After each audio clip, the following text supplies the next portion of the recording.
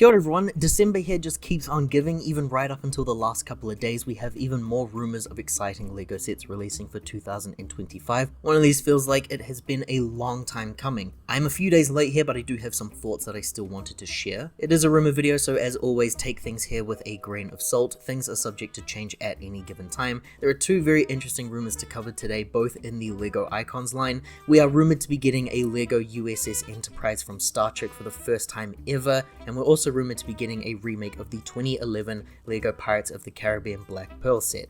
There is a lot to discuss with both of these, and unfortunately, that's all the information we know.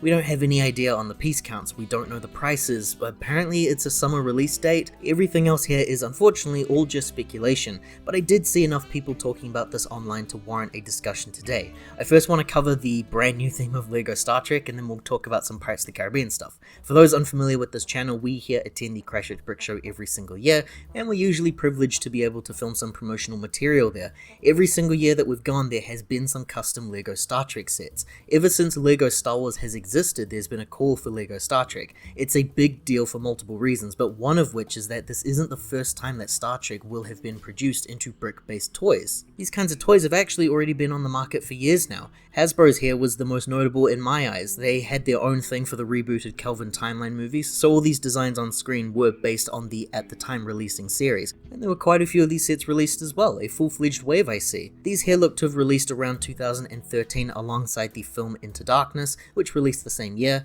It is crazy to see how similar these all look to what a traditional LEGO wave looked like back in 2013 as well. I see these and I'm kind of thinking of like the Lone Ranger and the Angry Birds line. I can't imagine seeing something like this today, what with LEGO's focus on an adult target audience and mostly vehicle based. It also looks like Chekhov was never released in any of these sets either, which is insane to me. But actually, before all of these, Mega Bloks back in the early 2000s released a Next Generation themed set, a big-scaled Starship Enterprise with Picard as the only figure inclusion. This was pre the rebranding to Mega Constructs, and back when the figures looked to imitate the style of the LEGO minifigure. Very bizarre looking figures to look at. Their line then ended, and after Creo had their big swing there, Mega started the line again in 2016. These models here look really great, and they appear to resemble something very similar to what I could imagine LEGO doing today. We've got some ship-based models there, like the Klingon fighter and also the Enterprise, more on this soon, but the appealing ones to me were these playsets here, with a decent figure selection, some nice builds that represent the series, episode-specific sets as well, and even playsets that give a greater detailed look at the Enterprise interior space. Sets like this here, the transporter room and the bridge, this is the exact sort of thing that fans like myself have been wanting to see made in LEGO, but obviously, LEGO were never able to do this during these times because the IP was off with other toy-based companies. Enterprise there is the exact design that I imagine we will be seeing in LEGO in 2025, a massive scaled model that definitely targets the older audience, though with this model, it looks like nothing there is interactive, which was different to the Creo design, in which the bridge could still be accessed. We had a couple of figures here with Spock and Kirk, arguably the only ones that I think you need to sell a set for this IP, and it looks to be that this was the biggest set of the bunch, so I imagine the price differences between these playsets and the Enterprise was quite a large gap. What's interesting with these toy lines is that a completely different company picked up the rights, a toy line by the name of Blue Bricks, who acquired the rights in 2021 and produced these sets that you can see on screen right now. So these sets here were all released quite recently actually. This line here has been quite bizarre to look into. There's a lot of sets there released, and I believe it's a German toy line, so I don't even know if these made it outside of Germany, but these toys here look like the definition of model kits. I can see all kinds of scales there, from large, massive scaled sets, almost UCS looking type sets, to some traditional bigger scaled, medium-sized models, very small ones, and even smaller sets advertised as advent calendar type builds. Display models with ships mostly, but we also see here some props from the series with brick-built models. There's even a bust of a Borg there, and it looks pretty substantial, a Head and Shoulders build there. There's even a Brickhead's copy released there too. No figures included with any of these sets, but I was able to find some information on what appears to be just a minifig pack. It looks like this toy line here appears to be the only one who went all out on other generations of Star Trek. I can see see Cisco and Janeway there, which is a lot more than I can say about the other toy lines. These figures here are very close to your average styled knockoff. They're even using the same hair pieces as a LEGO minifigure, but this line here is very important for this news because as of November of 2024, this company here actually no longer holds the rights for Star Trek brick-based toys. So currently, that IP is available, which means LEGO are free to make their own models now. This could really be anything if it is in fact real. It could be a MIDI-scaled ship that we've been seeing recently with the Star Wars line. It's the new sub-theme from LEGO that's actually reached out into other lines already. Like we have a LEGO Helicarrier set from the Marvel Superheroes line that is built in the same style. So it could possibly be an Enterprise released in this scale, but I think I will place my bets on it would be a minifig-based playset sort of display model thing.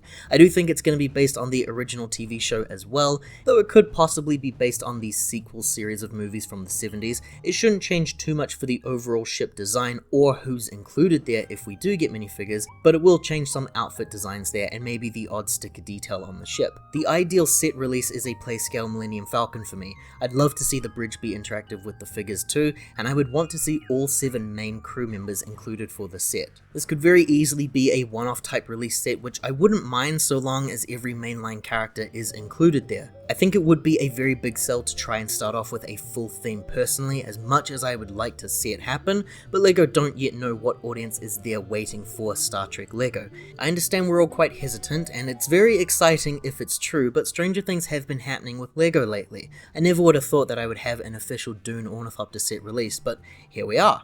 And the final piece of news I wanted to talk about here aims for a completely different target audience. It's the remake of the Black Pearl from Pirates of the Caribbean. We do already have a set of this famous ship back when the line debuted alongside the On Stranger Tides movie release. It's a bit of a weird one. I don't remember seeing it here in NZ stores. I think it must have been a limited release store exclusive or something. 804 pieces in total. It came with 6 minifigures, and the 4 exclusive ones are just incredible to look at. It did have an official price release of 100 USD or 200 NZD at the time of its release. Nowadays in NZ currency, this here is listed for $860 open. It's worse when it's sealed, about $1,750, which is what I believe the price is for the new upcoming Death Star releasing in 2025. This here was the only Pirates of the Caribbean set to be released later from the initial wave of sets. It released just 6 months after every other set in the wave, which again leads to me thinking that it was some fancy kind of release, but I can't remember that far back. This wasn't the last set released in the Pirates of the Caribbean line though. Years and years later when the 5th movie released, we did have some extra brickheads, but more importantly LEGO made this set here, the Silent Mary. It's important for this discussion here because the release of this set was considered to be a direct-to-consumer release. The piece count was massive, the price point large as well, 2,294 pieces in total with 8 exclusive minifigures. The original retail price for this was 200 USD before tax, or about 370 NZD, which I now regret not buying. This here is listed online for $650 NZD sealed, or $500 opened and in second-hand condition. So the piece count there is leaps and bounds greater than the Black Pearl release, and the figure selection is bigger there as well. And yet, the price there is so much less on the second-hand market for some reason compared to the Black Pearl. The Black Pearl has become for many people one of the most sought after LEGO licensed sets in history. With the rumours that this here will be a LEGO Icons release, that means to me the piece count's going to be a lot higher than the original 800, and because the set is so expensive today, I think LEGO could release this at whatever price point they want, and regardless, it'll be appealing for a lot of people, myself included there. The set here in retrospect is an odd one since it's not actually based on anything from the movies specifically. The Will and Gibbs there appear as repeats from other sets, and the amazing minifigures included there are the crew of the Dutchman. These I would hope to God return for this new up and coming release there, but I also want to see what the other Pearl members look like. Elizabeth only ever had 1 minifigure released, so she's a must have for me here. We also never had releases for characters like Marty, Cotton, Teodolma, Rigetti and Pintle, all of which appeared in the LEGO game with rather concerning designs. I miss the original Black Pearl, so I would like to be there day one for this if it comes complete with all of these figures while making use of the remake budget and modern design approach. I have already seen some people in the community mad at the prospect of this set specifically being remade. My hope would be that they're mad because they would rather see a new ship build release like the Flying Dutchman, but realistically, I think it's mostly LEGO investors angry that LEGO may be burning their retirement funds now.